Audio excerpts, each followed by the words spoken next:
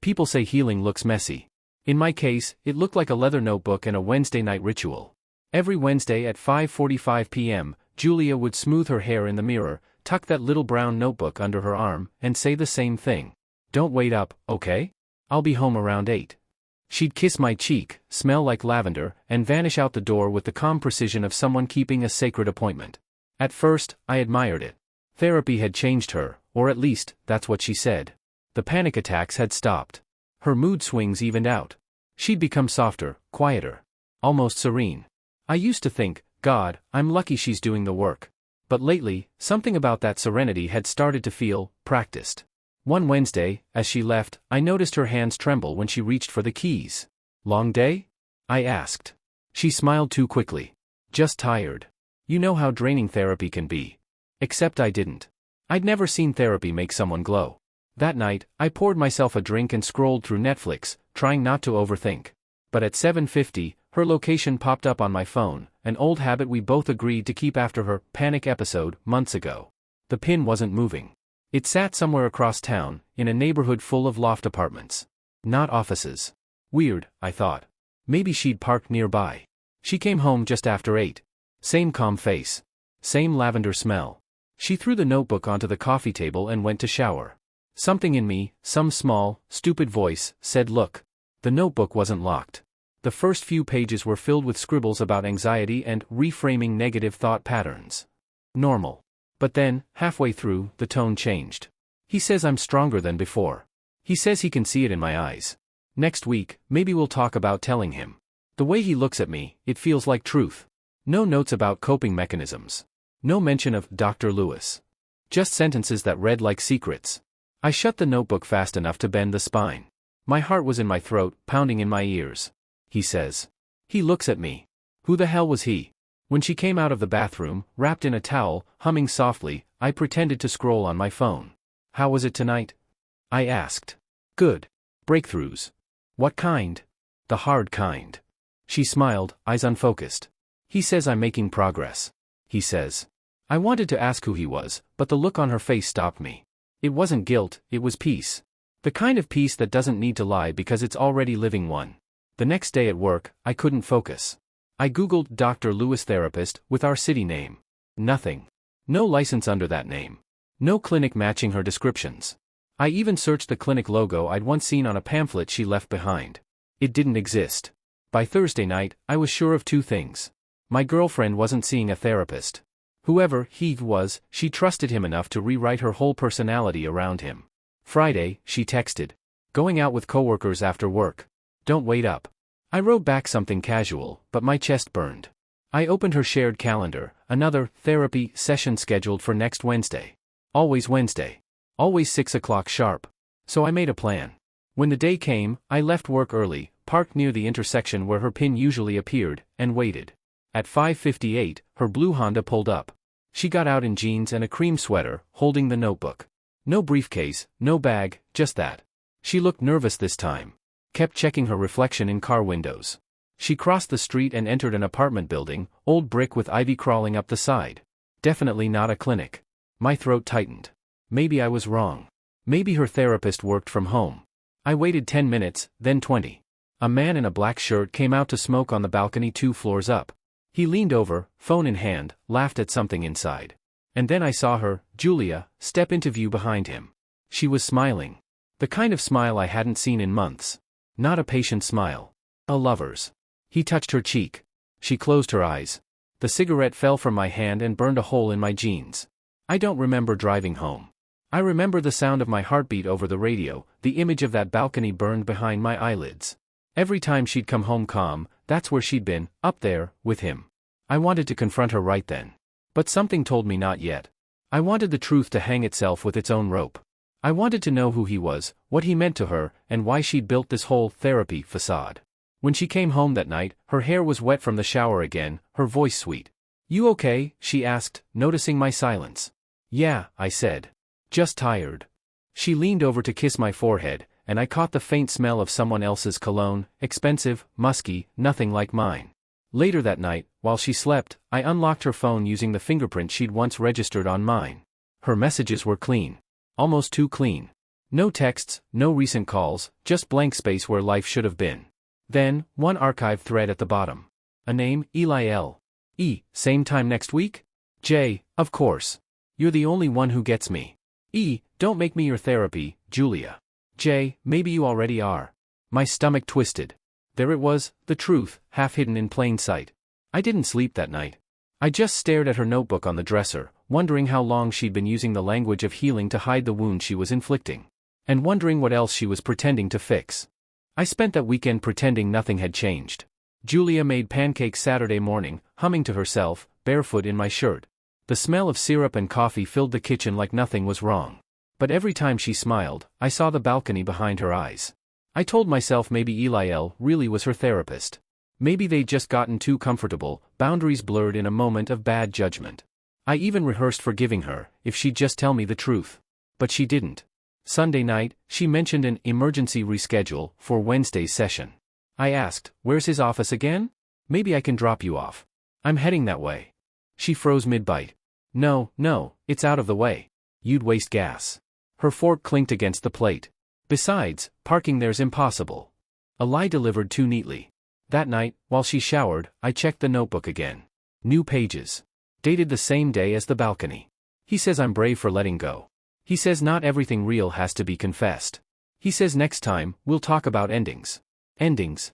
I snapped a photo of every page and closed it before she stepped out. I didn't know what I'd do with the proof yet, but something in me wanted a record, because the gaslighting had already begun.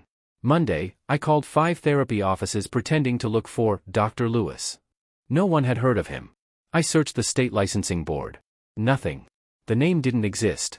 So who was Eli L.? I typed his number into Google. One hit, an archive directory page for a clinical psychologist named Eli Langston. His license had been suspended 2 years ago for boundary violations with a client. I read the disciplinary report twice.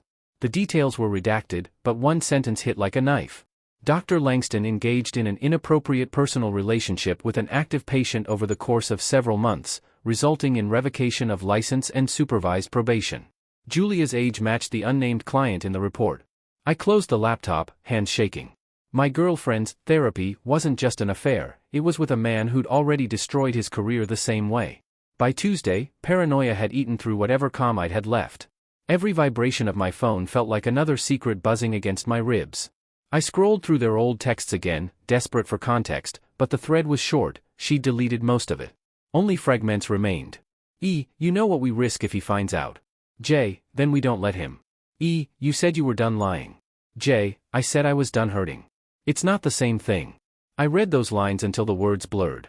Then I noticed something I'd missed before. Each message was sent between 6 p.m. and 7:45 p.m. on Wednesdays, exactly during her supposed sessions. She hadn't even changed the time slot. That detail, so careless, so confident, made something cold settle in me. This wasn't a fling. It was a routine. A schedule. Wednesday came like a countdown. At 5:30, Julia was already dressed. Beige trench coat.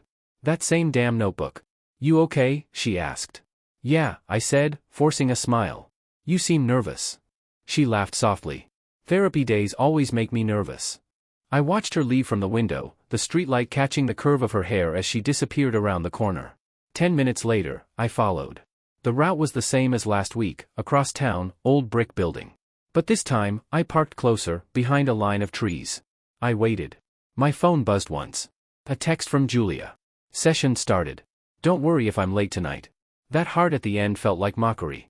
At 6:42, the apartment lights flickered on. I could see faint movement through the blinds. 2 silhouettes, hers and a man's. She gestured animatedly, then stepped forward, close enough that their outlines merged. I wanted to storm inside, but instead I started recording on my phone. Proof, I told myself. Just proof. Then, the balcony door slid open, and they stepped out, him first. Broad shoulders, confident stance. She followed, arms slipping around his waist. He kissed her forehead. She laughed. He said something I couldn't hear. She nodded, and for a second, she looked relieved, as if she'd just confessed something heavy. When they went back in, I ended the recording and drove home in silence. I thought the confrontation would feel righteous. Instead, I felt hollow. Like whatever we'd built had already collapsed in secret weeks ago, and I was only now standing in the ruins. She came home after 10, hair damp again, that same post-session, calm. Sorry I'm late, she said, slipping off her shoes. We ran over time. It got emotional. I can tell, I said quietly. She smiled faintly. You okay? Yeah. Just tired. It was becoming our script. The next morning, I forwarded the disciplinary report and my video to a private investigator I found online. Told him I needed confirmation that Eli Langston still lived at that address. He replied within hours. Confirmed. Subject resides there. Recently applied for license reinstatement. Currently advertising life coaching services under pseudonym Dr. Lewis. My stomach dropped. The fake name wasn't Julia's invention, it was his. He'd reinvented himself, and she'd followed him into the lie. That night, I confronted her notebook again.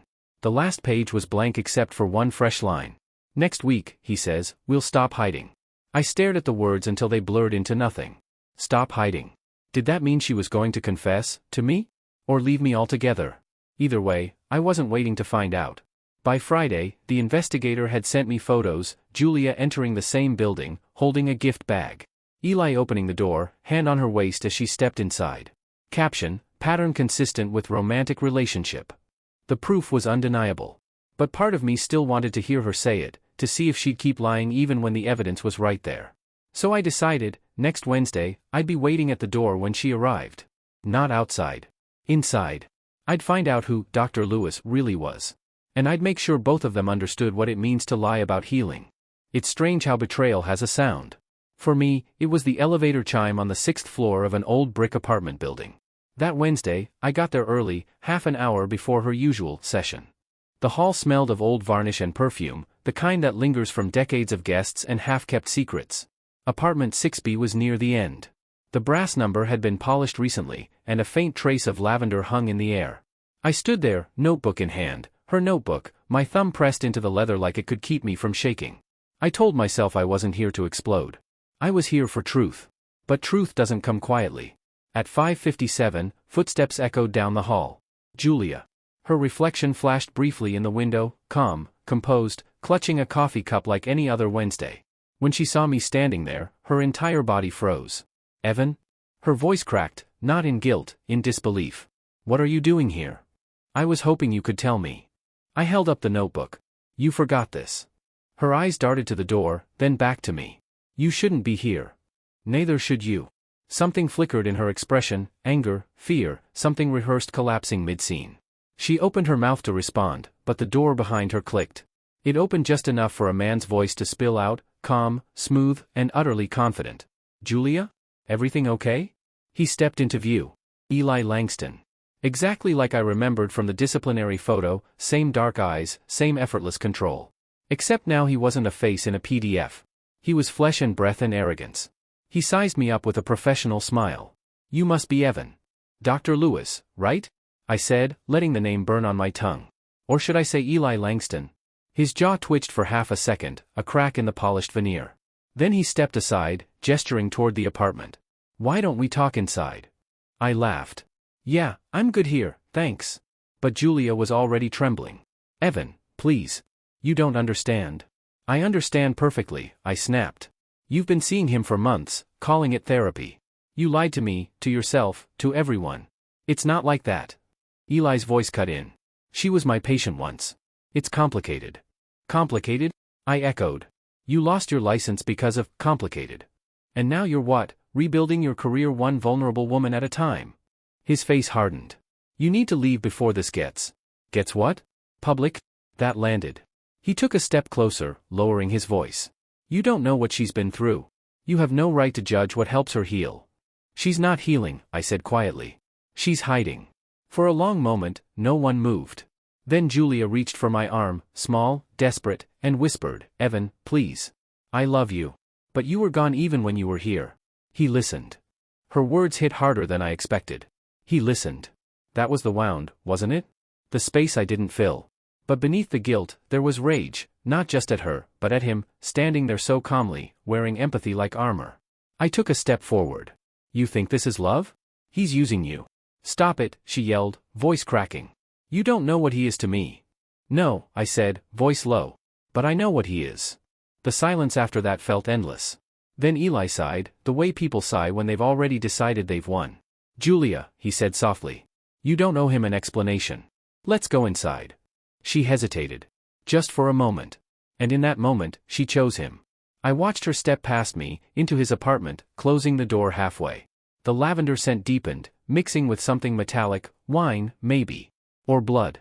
I stood outside, pulse hammering. Then I heard it, his voice, gentle but firm. You did the right thing. Her voice, muffled, he'll hate me now. Hate wasn't the word for it. What I felt was worse, a kind of detachment, like watching my own life happen to someone else. I left without knocking again. But I didn't go home. I sat in my car around the corner, engine off, headlights dim. Through the window, I watched shadows shift across his balcony. I wanted to be the kind of man who drove away. Instead, I waited. At 8:17, the door opened. Julia stepped out first, her face streaked with tears. He followed, hand resting on her back, possessive, not comforting. They kissed. She whispered something I couldn't hear. That's when I lifted my phone and took the picture. Her. Him. The balcony. The lie. I sent it to the investigator before I even drove off. Attach this to the report. Confirm timestamp. He replied 3 minutes later. Got it. You just ended his career for good. I stared at the screen, not sure if that was victory or loss. When Julia came home that night, she didn't speak. She just sat on the couch, eyes red, hands folded like she was praying. Finally, she said, "You went there." "Yes. You ruined him." I almost laughed. "He ruined himself. You helped." She looked up, something unreadable in her expression. "He said you'd do this. That you'd try to destroy anything you can't understand."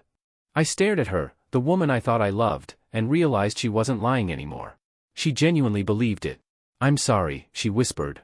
"But I can't apologize for something that made me feel alive again." Alive. The word hung between us, sour and heavy. "Then I hope it was worth it," I said, standing. "Because he won't have a license, a career, or a reputation left by tomorrow." She flinched. "You didn't." "I did." Her breath caught, and for the first time, she looked terrified, not of losing him, but of what she'd already lost. That night, I didn't sleep. The investigator's final email came through at 1:12 a.m. Report filed to State Board. Anonymous source accepted. Case reopened. I closed my laptop and stared into the dark. Julia's side of the bed stayed cold. The morning after everything collapsed, the sun felt wrong. Too bright. Too clean. Like the world hadn't gotten the memo that something irreversible had happened. Julia was gone when I woke up. Half her things were missing, her clothes, her perfume, even the leather notebook. The only thing she left behind was her toothbrush and a folded note on the counter. "Evan, you think you saved me from him. You didn't. You just made sure I'd never get to explain why I needed him in the first place. You were my safe place once. Until you stopped listening. Don't follow me. Jay." I read it 3 times. Each time, I found a different kind of pain buried between the lines: anger, confusion, grief. The kind of grief that doesn't come from losing someone, but from realizing you never really had them. By afternoon, the investigator called. "Figured you'd want an update," he said. "Langston's done. Board reopened his file, permanent license revocation. He won't work again in any professional capacity." I should have felt relief. Instead, I felt like I'd burned down a house and was standing in the ashes, trying to remember what room I'd been standing in when it all caught fire. "Any sign of her?" I asked. "Moved out this morning. Apartment lease terminated. Forwarding address unknown." Of course. Julia was gone in every sense that mattered. For weeks, I replayed that night in my head. The hallway. The notebook. The look on her face when she saw me standing there. I tried to pinpoint the exact second everything went wrong, the first crack in the version of her I thought I knew. Was it when she first said, "therapy"? Or was it earlier, when she stopped telling me how she really felt and started writing it down for someone else to interpret? It didn't matter. The end was the same. 3 months later, I got a letter in the mail. No return address. Inside was the notebook. Except this time, the first page had new handwriting. Mine wasn't the only one who'd read it. Most of it was filled with Julia's old entries. But near the end, after her last note about endings, there was something else. A letter. Dated 2 weeks earlier. Signed E.L. Julia. They came for me today. The board, the lawyers, all of them. Someone reported us. You were right, secrets rot in the dark. I lost everything. But I'd do it again if it meant you'd finally look at yourself and see what I saw, a woman who needed saving, but not from me. You said he never listened. Maybe he will now. Don't come find me. He'll for real this time. E. I stared at the page for a long time, not sure if I wanted to laugh or scream. Because in some twisted way, he'd been right. I hadn't listened. I'd noticed the changes, the way she got quieter, calmer, more distant, and instead of asking why, I'd been grateful. I'd loved the version of her that required less effort from me. The fixed version. The one who smiled instead of argued. And maybe that's what she'd been running from, not just me, but the kind of love that doesn't notice the difference between peace and surrender. A week later, I found out through a friend of a friend that Julia was living 2 cities away, working part-time at a small bookstore. No trace of Eli. No social media. Just a quiet life, a clean slate. I didn't reach out. I didn't send the notebook back. I just put it on a shelf and left it there, a tombstone in leather binding. Sometimes, I still take it down and read a random line. He says I'm stronger now. He says I'm brave for letting go. Maybe she was. Maybe I was, too, in a different way, brave enough to see that the truth doesn't always make you the good guy. Sometimes, it just makes you the last one still standing when the lie burns out. Months passed. Then one day, a thin envelope arrived, no name, just an address from a correctional facility 3 states away. I opened it, heart pounding. Evan. I heard you kept the notebook. Good. Don't destroy it. It's evidence of something real, not between us, but in her. She was never supposed to get hurt. Neither were you. I lost my license, my practice, and my freedom, but I'm grateful. Because maybe now, she'll finally heal without needing me as an excuse. I hope you do, too. Eli Langston. There was no return address. No inmate number. Just his name. Part of me wondered if it was even real, or another trick, another manipulation to control the narrative from behind bars. But the word stayed with me, she'll heal without needing me as an excuse. Maybe we both needed that. It's been a year now. I still drive past that old apartment sometimes. The ivy's gone. The balcony's empty. The brass number 6B is dull again, the shine worn off. I stopped checking Julia's bookstore's Instagram months ago. Stopped waiting for some apology that would make it make sense. Because there isn't one. Healing doesn't look like therapy. Or notebooks. Or Wednesday rituals. Sometimes it just looks like living with what's left after the truth rips everything else away. So yeah, my girlfriend pretended to be in therapy. Then I met her therapist. And in the end, I learned something neither of them ever taught me. Some people don't fake healing to hide the truth, they fake it because the real thing hurts too much to finish.